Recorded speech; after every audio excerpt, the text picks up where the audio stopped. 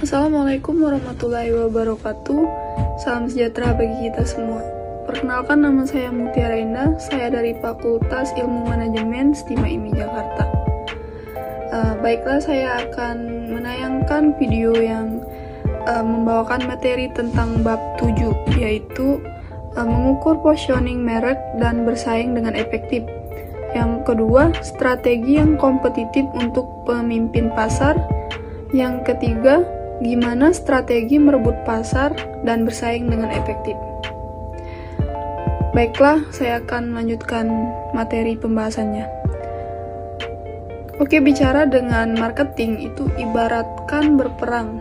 Bagaimana tidak, yaitu kita berhadapan dengan musuh. Tentu, walaupun zaman sekarang eranya kolaborasi, tapi tetap saja kita harus mempunyai value untuk bersaing dengan pesaing lain.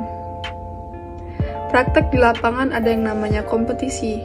Bagaimana cara kita menjalankan bisnis A atau bisnis B, gimana produk tersebut bisa menjadi lebih baik dan bisa bersaing dengan produk-produk lain. Gimana nih cara supaya kita menang agar tidak kehilangan market pasar dan peluang-peluang tersebut? Nah, kita harus bisa memahami, dan jika kita tidak bisa memahami peluang pasar tersebut, kita bisa jadi mengalami kekalahan melawan produk-produk lain. Bisa jadi produk kita tidak laku, dan juga bisa jadi perusahaan kita akan menjadi bangkrut karena tidak ada konsumen yang memesan atau membeli produk kita.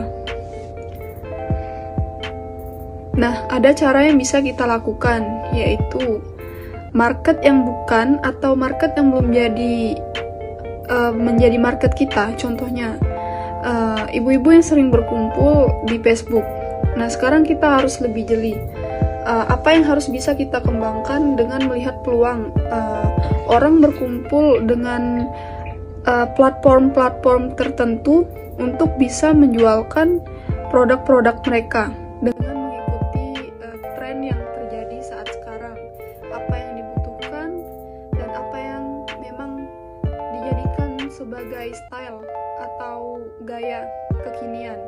Kita bisa memproduksi dan bisa menjual produk yang kita punya. Jadi balik lagi perumpamaannya yang tadi, kalau kita tidak bisa mengakuisisi customer orang, maka customer kita akan diakuisisi oleh orang lain.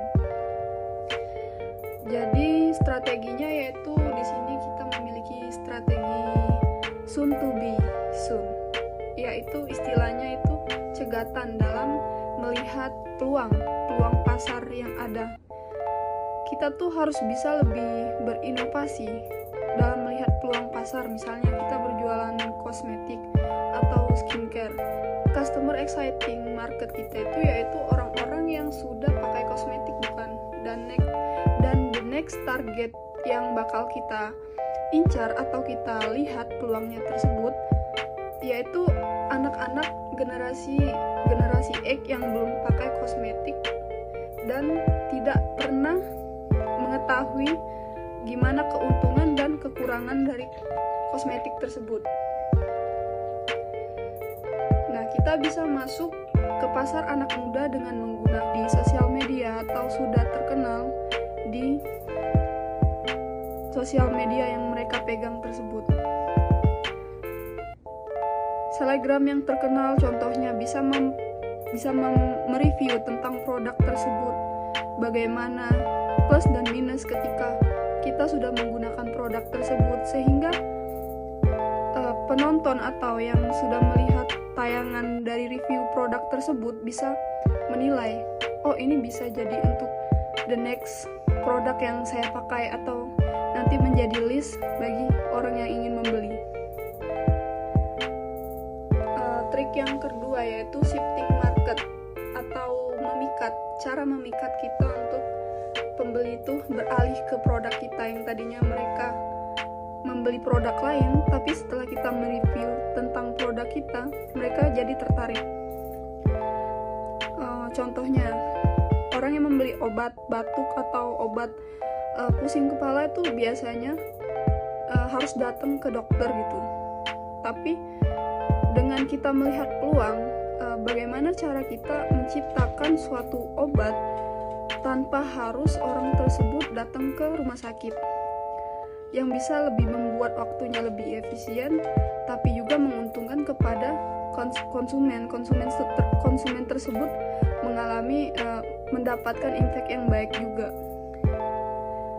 Dan ada lagi contoh